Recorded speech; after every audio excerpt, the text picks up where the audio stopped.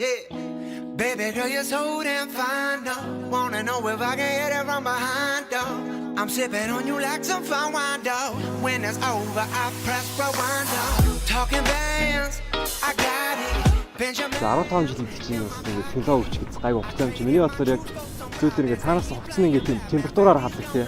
Яг хөрсөн температураар өвлийн цагт юм болоод яг ингээд яг хүний ингээд би яг ингээд хангалттай хэмжээнд тасгааны 20 юм ингээд байдаг тийм хувцас юм гарчих юм болоо гэж энэ бол өрөөдөж байгаа. Хэрэв тийм хувцах юм бол айгүй ирээдүйд амжилттай байна. Яг ч өвөлзөн өгсөн ч ялгаагүй хөнгөн гэсэн мөртлөө температураар хаддаг.